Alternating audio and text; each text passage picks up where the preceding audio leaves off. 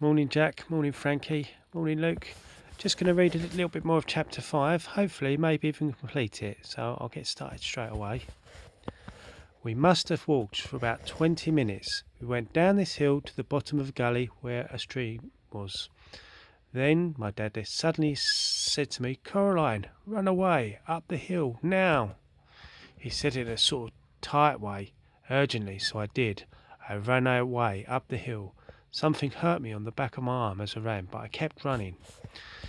As I got to the top of the hill, I heard somebody thundering up the hill behind me. It was my dad, charging like a rhino. When he reached me, he picked me up in his arms and swept me over the edge of the hill.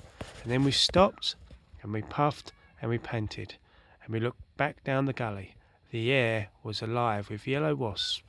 He must have stepped on a wasp's nest in the rotten branch as we walked, and while I was running up the hill, my dad stayed there and got stung to give me time to run away. His glasses fell off when he ran.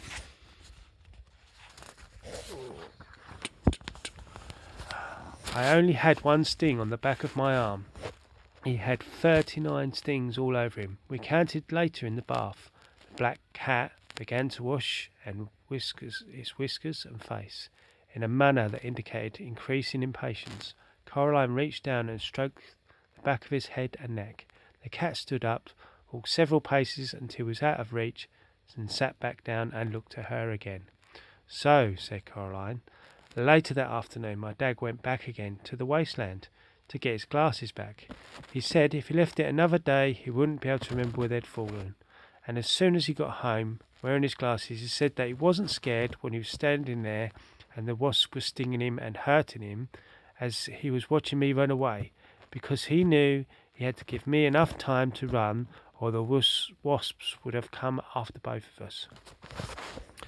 Caroline turned the key in the door. It turned with a loud clunk. The door swung open. There was no brick wall on the other side of the door, only darkness. A cold wind blew through the passageway. Coraline had made no move to walk through the door. And he said that wasn't brave of him, doing that. Just standing there and being stung, said Coraline to the cat. He wasn't brave because he wasn't scared. It was the only thing he could do. But going back again to get his glasses when he knew the wasps were there, when he was really scared, that was brave. She took her first step down the dark corridor. She could smell dust and damp and mustiness. The cat padded alongside her. "And why was that?" asked the cat, although sounded barely interested. "Because," she said, "when you're scared, but still do it anyway, that is brave." The candle cast huge, strange, flickering shadows over the wall. She heard something moving in the darkness beside her, or to one side of her. She could not tell. It seemed as if she was keeping pace with her, whatever it was. "And that's why you're going back to her world, then," said the cat, "because your father once saved you from wasps." "Don't be silly," said Coraline. "I'm going back for them because they are my parents, and if they noticed I was gone, I'm sure they would do the same for me." "You know you're talking again." "How fortunate am I," said the cat, "in having a travelling companion of such wisdom and intelligence." Its tone remained sarcastic, but its fur was bristling, and its brush of a tail stuck up in the air. Coraline was going to say something like sorry, or wasn't it a bit short a walk last time, when the candle went out as suddenly as if it had been snuffed by somebody's hand. There was a scrambling and pattering, and Coraline could feel her heart pounding against her ribs. She put out one hand and felt something wispy, like a spider's web, brush her hands and her face. At the end of the corridor, the electric light went on. Blinding after the darkness, a woman stood, silhouetted by the light, a little head of Coraline. "Coraline, darling," she said. "Mum," said Coraline, and she ran forward, eager and relieved. "Darling," said the woman, "why did you ever run away from me?" Coraline was too close to stop, and she felt the other mother's cold arms unfold her. She stood there rigid and trembling as the other mother held her tightly. "Where are my parents?" Coraline asked. "We're here," said her other mother in a voice so close to her real mother's that Coraline could scarcely tell them apart. "We're here. We're ready to love you and play with you and feed you and make your life interesting."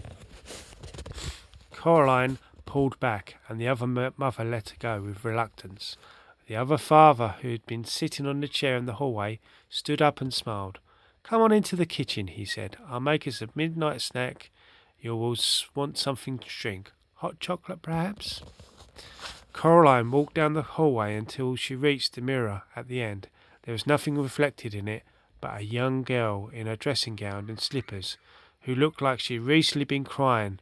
But those eyes were real eyes, not black buttons, and who was holding tightly to a burnt-out candle on a candlestick. She looked at the girl in the mirror, and the girl in the mirror looked back at her. "I will be brave," thought Caroline. "No, I am brave." She put down the candlestick on the floor, then she turned around. The other mother and the other father were looking at her hungrily.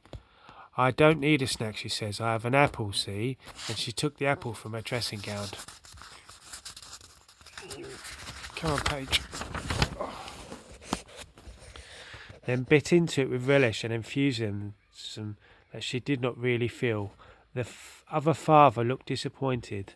The other mother smiled, showing a full set of teeth, and each of the teeth was a tiny bit too long. The lights in the hallway made her black button eyes glitter and gleam. "You don't frighten me," said Coraline, although they did frighten her very much. "I want my parents back." The world seemed to shimmer a little at the edges. Right, that'll do there. So I'll carry on, do a little bit more this afternoon. Speak to you soon. Love you.